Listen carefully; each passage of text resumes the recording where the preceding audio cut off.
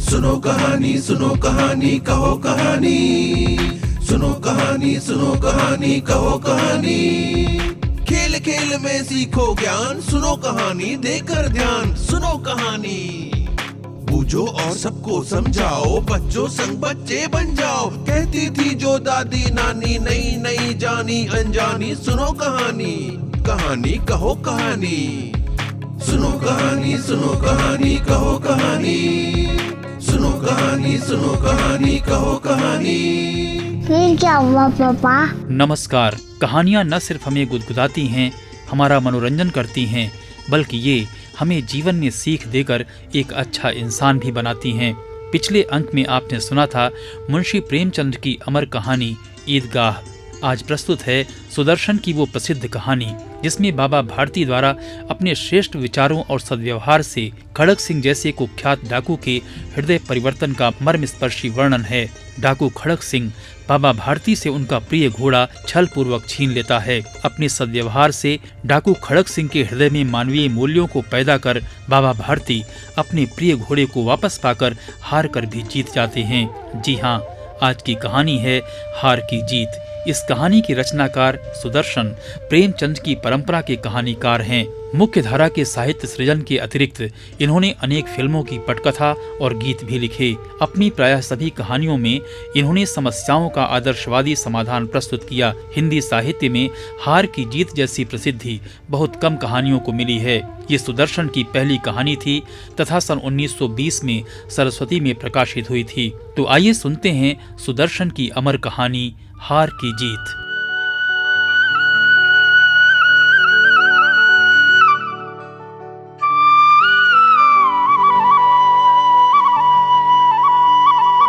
बच्चों, माँ को अपने बेटे और किसान को अपने लहलाते खेत देखकर जो आनंद आता है ना, वही आनंद बाबा भारती को अपना घोड़ा देखकर आता था। उनका घोड़ा सुंदर था, बड़ा बलवान था। बाबा भारती उसे सुल्तान कहकर पुकारते थे। अपने हाथ से खरहरा करते, खुद दाना खिलाते और देख देख प्रसन्न होते थे। आप गांव से बाहर एक छोटे से मंदिर में रहते थे और भगवान का भजन करते थे। सुल्तान के बिना जीना उनके लिए बहुत ही कठिन था। खड़ग सिंह उस इलाके का कुख्यात डाकू था। लोग उसका नाम सुनकर कांपते थे। होते होते सुल्तान की कीर्ति उसके कानों तक भी जा पहुंची। उसका मन उसे देखने के लिए अधीर हो उठा। वो एक दिन दोपहर के समय बाबा भारती के पास पहुंचा और नमस्कार करके बैठ गया। कहो, इधर कैसे आ गए? सुल्तान की चाह खींच लाई। विचित्र जानवर है, देखोगे तो प्रसन्न हो जाओगे। मैंने भी बड़ी प्रशंसा सुनी है। उसकी चाल है ना, तुम्हारा मन मोह लेगी। कहते हैं देखने में भी बड़ा सुंदर है। अरे क्या कहना, जो उसे एक बार देख लेता है ना, उसके हृदय पर उसकी छवि अंकित हो जाती है। इच्छा तो बहुत दिनों से थी, लेकिन आज आ सका। बाबा भारती और खड़ग सिंह अस्तबल में पहुंचे। बाबा ने घोड़ा दिखाया घमंड से। खड़ग सिंह ने घोड़ा देखा और कुछ देर तक आश्चर्य से चुपचाप खड़ा रहा। उसके हृदय में हलचल होने लगी। बालकों सी अधीरता से बोला, बाबा जी, इसकी चाल न देखी तो क्या देखा? बाबा जी भी तो मनुष्य ही थे। अपनी वस्तु की प्रशंसा दूसरे के मुख से सुनने के लिए उनका हृदय अधीर हो उठा। घोड़े को खोलकर बाहर ले गए। घोड़ा वायु वेग से उड़ने लगा। उसकी चाल देखकर खड़ग सिंह के हृदय पर सांप लौट गया। वो डाकू था और जो वस्तु उसे पसंद आ जाए उस पर वो अपना अधिकार समझता था। जाते जाते उसने कहा, बाबा जी, ये घोड़ा आपके पास न रहने दूंगा। बाबा भारती डर गए। अब उन्हें रात को नींद न आती। सारी रात अस्तबल की रखवाली में काटने लगे। प्रति क्षण खड़ग सिंह का भय लगा रहता। परंतु कई मास बीत गए और वो ना आया। यहाँ तक कि बाबा भारती कुछ असावधान हो गए और इस भय को स्वप्न के भय की ही तरह मिथ्या समझने लगे। संध्या का समय था। बाबा भारती सुल्तान की पीठ पर सवार होकर घूमने जा रहे थे। सहसा एक ओर से आवाज आई। ओ बाबा, बाबा इस कंगले की सुनते जाना बाबा। आवाज में करुणा थी। बाबा ने घोड़े को रोक लिया। देखा एक अपाहिज वृक्ष की छाया में पड़ा करहा रहा है। वो बोले, क्यों, तुम्हें क्या कष्ट है? अपाहिज ने हाथ जोड़कर कहा, बाबा, बाबा मैं दुखिया हूँ, मुझ पर दया करो बाबा। राम वाला यहाँ से 3 मील दूर है, मुझे वहाँ जाना है। घोड़े पर चढ़ा लो, परमात्मा भला करेगा तुम्हारा। वहाँ तुम्हारा कौन है? दुर्गा दत्त वैद्य का नाम आपने सुना होगा। मैं उनका सौतेला भाई हूँ। बाबा भारती ने घोड़े से उतरकर अपाहिज को घोड़े पर सवार किया और स्वयं लगाम पकड़कर धीरे धीरे चलने लगे। सहसा उन्हें एक झटका सा लगा और लगाम हाथ से छूट गई। उनके आश्चर्य का ठिकाना न रहा। उन्होंने देखा कि अपाहिज घोड़े की पीठ पर तनकर बैठा है और घोड़े को दौड़ाए लिए जा रहा है। वो खड़क सिंह था।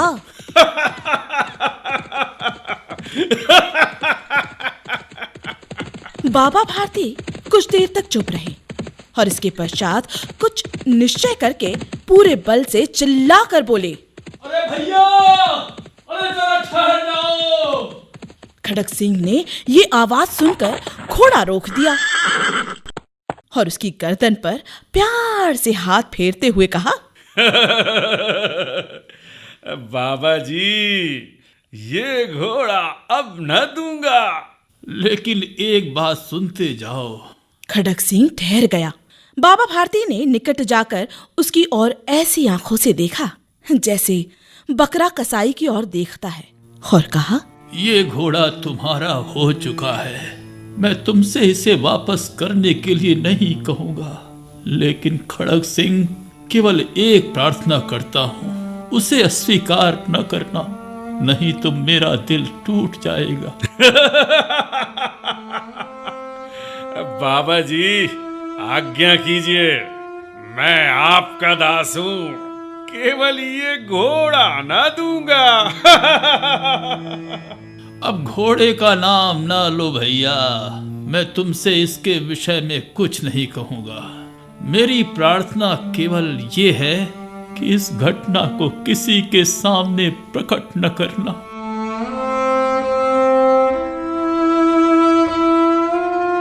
खड़क सिंह का मुंह आश्चर्य से खुला रह गया। उसका विचार था कि उसे घोड़े को लेकर यहाँ से भागना पड़ेगा, परंतु बाबा भारती ने स्वयं उससे कहा, इस घटना को किसी के सामने प्रकट न करना, इससे क्या प्रयोजन सिद्ध हो सकता है। खड़क सिंह ने बहुत सोचा, सिर मारा, परंतु कुछ समझ न आ सका। हार कर उसने अपनी आंखें बाबा भारती के मुख पर गड़ा दी और पूछा, बाबा जी, पर इसमें आपको क्या डर है? लोगों को यदि इस घटना का पता चल गया ना, तो वे किसी गरीब पर विश्वास न करेंगे। ये कहते कहते उन्होंने सुल्तान की ओर से इस तरह मुंह मोड़ लिया जैसे उनका उससे कभी कोई संबंध ही ना रहा हो। बाबा भारती चले गए, परंतु उनके शब्द खड़क सिंह के कानों में उसी प्रकार गूंजते रह गए थे। सोचता था,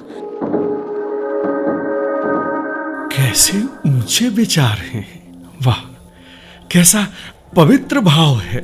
उन्हें इस घोड़े से प्रेम था, इसे देखकर उनका मुख फूल की तरह खिल जाता था। कहते थे कि इसके बिना मैं रह न सकूंगा। इसकी रखवाली में लगता है वे कई रात सोए नहीं, भजन भक्ति न कर रखवाली करते रहे, परंतु आज उनके मुख पर दुख की रेखा तक न दिखाई पड़ी।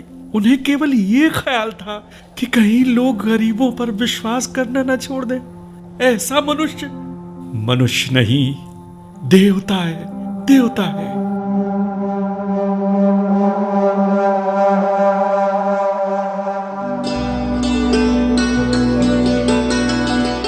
रात्रि के अंधकार में खड़क सिंह बाबा भारती के मंदिर में पहुंचा।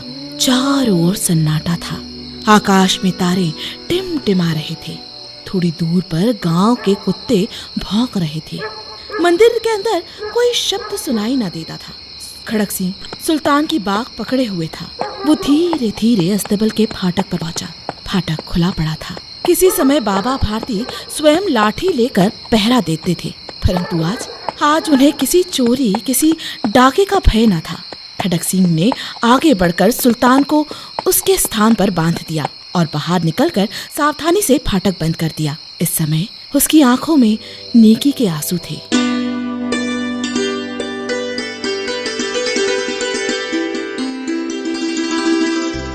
बाबा, बाबा क्षमा करना, बाबा क्षमा करना, गलती को क्षमा करना।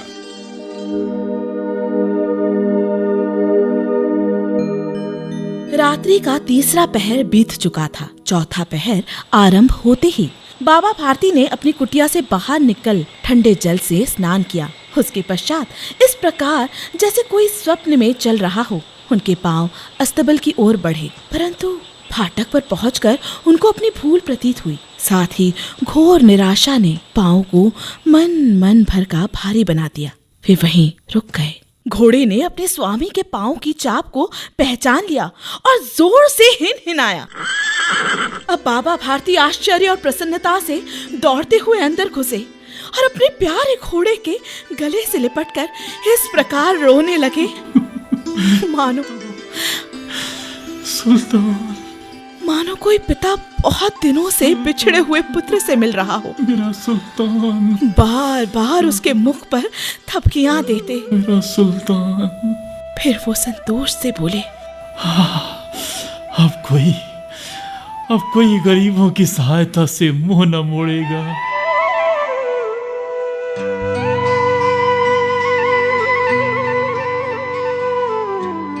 आप सुन रहे थे सुदर्शन की चर्चित कहानी हार की जीत। कहानी का वाचन कर रही थीं दिव्या पवार। डाकू खड़क सिंह की भूमिका में थे डॉक्टर अरविंद सोनी और बाबा भारती की भूमिका में थे डॉक्टर कृष्णपाल सिंह। ये कहानी है हमारी,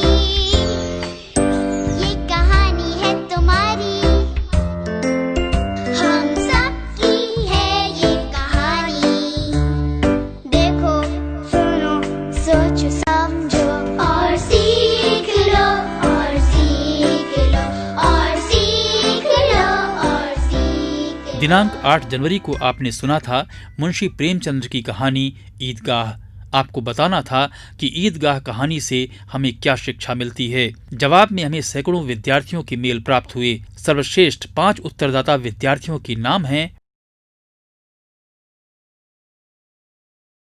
आप सभी विजेताओं को हार्दिक बधाई। मध्य प्रदेश राज्य शिक्षा केंद्र भोपाल की ओर से आप सभी को पुरस्कार के रूप में भेजी जा रही हैं पुस्तकें और प्रमाण पत्र। और अब आज का सवाल। आज की कहानी थी हार की जीत। आपको बताना है कि इस कहानी से हमें क्या शिक्षा मिलती है। जी हाँ, हार की जीत कहानी से हमें क्या शिक्षा मिलती है। आप अपना उत्तर कल सोमवार को अपने शाला शिक्षक को सौंप दें। शाला के प्रधानाध्यापक द्वारा मंगलवार तक शाला के एक सर्वश्रेष्ठ उत्तर को ईमेल से भेजा जाएगा। ईमेल का पता है sunokahani.mp@gmail.com। सर्वश्रेष्ठ चयनित 5 उत्तरदाता विद्यार्थियों को मध्य प्रदेश राज्य शिक्षा केंद्र भोपाल द्वारा पुरस्कार स्वरूप उनके स्कूल के पते पर भेजी जाएंगी पुस्तकें और प्रमाण पत्र। तो देर ना करें, कल तक अपना उत्तर अपने विद्यालय के शिक्षक को सौंप दें। अगले हफ्ते फिर मिलेंगे एक नई कहानी के साथ। नमस्कार।